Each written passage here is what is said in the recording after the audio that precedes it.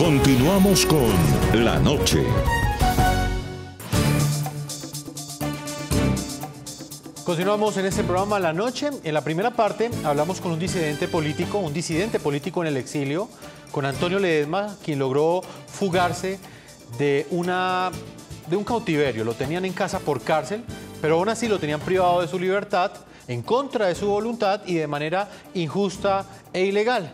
Esa acción la cometió el régimen chavista. En esta segunda parte quiero presentarles en primicia esta reveladora entrevista que vamos a realizar en este momento, y es con el primer teniente José Rodríguez Araña. Él es un militar venezolano. El pasado 28 de octubre también logró fugarse de una prisión a la cual lo envió el régimen chavista al acusarlo de intentar un golpe de Estado.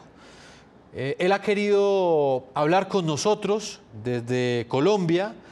Y quiero, antes que cualquier otra cosa, agradecerle la confianza, porque es la primera vez que muestra su rostro y accede a hablar con un medio de comunicación. Señor primer teniente, bienvenido al programa La Noche de NTN 24. Lo escuchan en todo el continente americano y en Venezuela a través de nuestro canal de YouTube y a través de redes sociales. Bienvenido a La Noche. Muchas gracias, señor Jefferson. Buenas noches. Buenas noches, primer teniente. Lo primero que le quiero preguntar es por qué razón el régimen chavista lo envía a usted a prisión. El gobierno del presidente Nicolás Maduro me envía a mí a prisión debido a una investigación que abre el mayor general Martínez Stapulioni.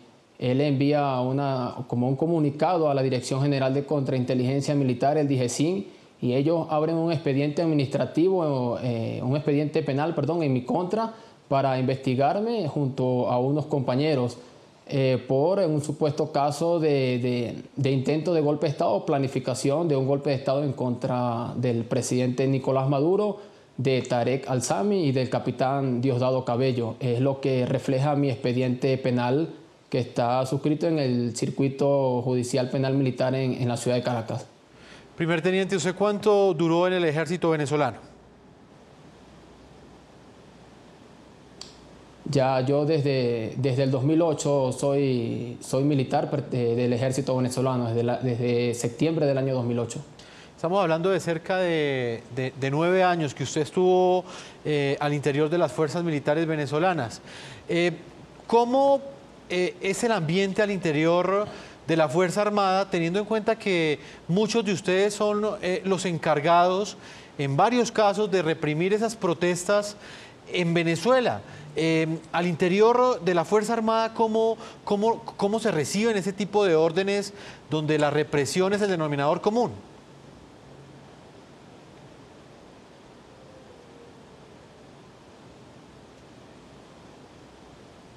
Teniente, ¿me escucha? Bueno, sí, lo escucho. Sí, adelante. Bueno, en Venezuela, hoy en día en Venezuela existe un constante asedio, un constante maltrato, una constante persecución por parte de los organismos de inteligencia del Estado, como el DIGESIN, el SEBIN, el DIN. Existen unos oficiales que son simplemente graduados como oficiales de contrainteligencia, que son los encargados de irse a las unidades para ver quién comenta algo, quién dice algo en contra del gobierno, para simplemente tomarlo como ejemplo en la unidad. Lo envían a diferentes tipos de investigación, son enviados al DIGESIN o al SEBIN y allí lo mantienen durante varios días. Si les conviene, es enviado preso; si les conviene, los botan; si les conviene, los regresan a su unidad, o si les conviene, lo envían a otra unidad. Entonces, en consecución a ese asedio, a esa persecución, los militares tratan de no conversar y de no decir nada, pero de igual manera todos los militares en Venezuela sufren las mismas penurias que cualquier otro venezolano. Allí solamente están exentos de esto son los militares de alto rango, ya los generales, los coroneles, las personas, como quien dice, el venezolano típico. En el vocablo venezolano típico, los militares enchufados son los únicos que no sufren las penurias. El resto de los militares pues sufren las mismas penurias, tienen que hacer las colas, los familiares madrugan y eso. Y y para responderle la pregunta de cómo recibimos nosotros las órdenes en las unidades en cuanto a reprimir las manifestaciones y eso, pues las órdenes vienen dadas de arriba. El presidente la envía al ministro de la Defensa, el ministro de Defensa la reparte a los comandantes generales y en el sitio, en el estado donde se encuentre la manifestación o un grupo de personas alzando su voz en contra del gobierno, pues el ministro de la Defensa o el comandante general gira órdenes e instrucciones directas al comandante del destacamento del batallón más cercano y este a su vez reúne al personal y se dictan las órdenes. Allí el militar venezolano no puede decir que no puede negarse a cumplir esas órdenes, no puede negarse a ir, ya que al negarse automáticamente es investigado por el delito de traición a la patria o rebelión. Entonces es difícil porque mantienen como que reprimido a la Fuerza Armada en un constante miedo y ¿cómo le digo? Es un miedo y un asedio. Entonces los militares no actúan en Venezuela por decisión propia, sino por acciones y represión de los organismos de inteligencia y de los jefes. Primer teniente, ¿usted cree que son los militares en este momento los que sostienen a Nicolás Maduro y su régimen en el poder?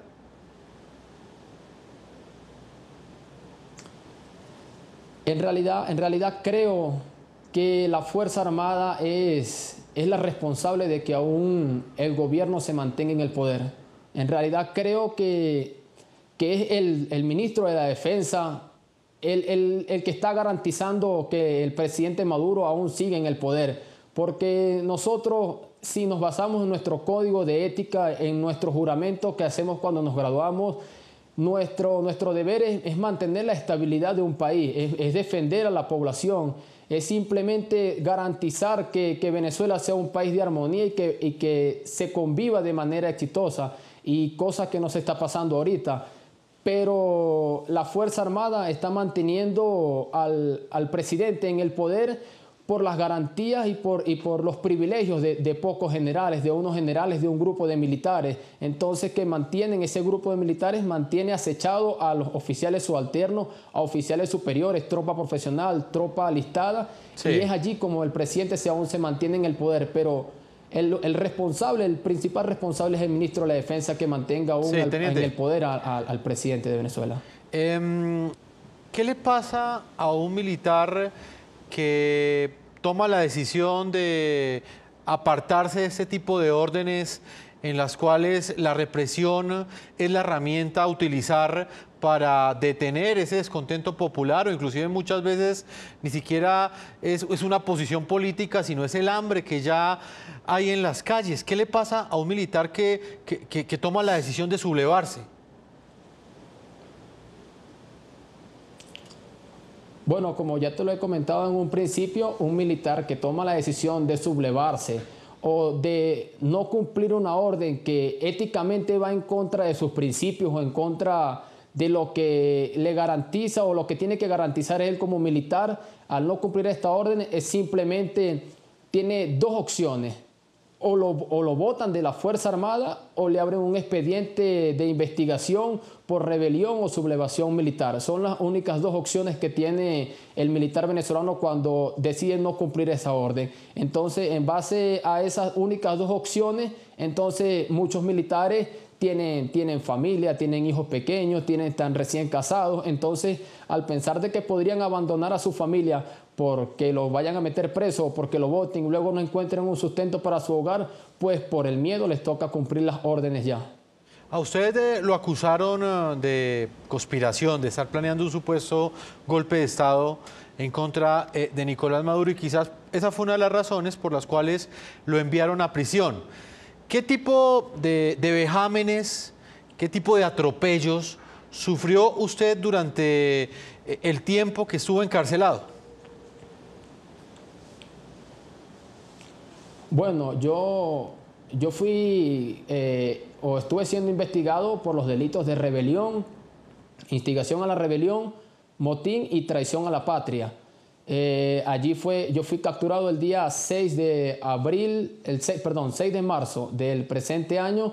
Duré 32 días preso, detenido ilegalmente, sin orden de captura, sin nada. Simplemente lo que me informaban y lo que le decían a mis familiares era que yo estaba a orden, como si estuviera trabajando para ellos, cosa que no era así. Me mantenían preso en un sótano de la Dirección General de Contrainteligencia Militar, el DIGESIN, ubicada en Boleíta, en Caracas, a las órdenes del coronel Franco Quintero. Allí, de los 32 días, pasé como 15, 17 días de tortura junto a otros compañeros que estaban presos conmigo allí. Allí incluso tengo pruebas de ello, tengo mensajes de que un funcionario del DIGESIN se comunicaba con mi familia y le decían en tiempo real que a mí me estaban torturando por órdenes del coronel Franco Quintero, que él no lo quería hacer, pero que si no lo hacía, igual él iba a correr con la misma suerte que yo, pues. Allí, mientras usted está preso en la Dirección General de Contrainteligencia, en el sótano, el DIGESIN depende directamente de la Presidencia de la República prácticamente, y ellos tienen carta abierta para hacer con uno lo que quiera. Allí estuvimos por más de 10 días esposados en una silla, sin dejarnos bañar, sin dejarnos ir al baño, nos daban poca comida, eso era durante el día, y aparte de mantenernos esposados en la silla, nos mantenían con una capucha negra, y la capucha tenía gas lacrimógeno. Pasaba cualquier persona, cualquier funcionario del DIGESIN, nos echaba más gas. Como no podíamos ver porque teníamos la capucha puesta, nos daban golpes, nos maltrataban. Cuando necesitaba que diéramos alguna información, nos enviaban a un cuarto de un espacio muy confinado, oscuro. Allí nos mantenían como para que reflexionáramos según ellos y pensáramos en lo que íbamos a decir. Y cuando regresaban a hacernos preguntas y nosotros no respondíamos acorde a lo que ellos quisieran que les respondiéramos, pues nos golpeaban y en muchos casos pues hasta descargas eléctricas sufríamos allí. Es un relato realmente impactante. No todas las veces, teniente, tenemos la oportunidad de escuchar lo que está sucediendo al interior de Venezuela en la voz de sus víctimas, que como usted en este momento está relatando en el programa La Noche, por primera vez, las violaciones a los derechos humanos que sufrió en ese cautiverio injusto que según usted, al que lo sometió el régimen chavista. Vamos a hacer una última pausa comercial, teniente. Le voy a pedir el favor que se quede con nosotros. Debo marcar una última pausa comercial y ya continuamos con esta reveladora entrevista con otro exiliado que logró fugarse de una cárcel venezolana, en este caso con un militar. Ya regresamos.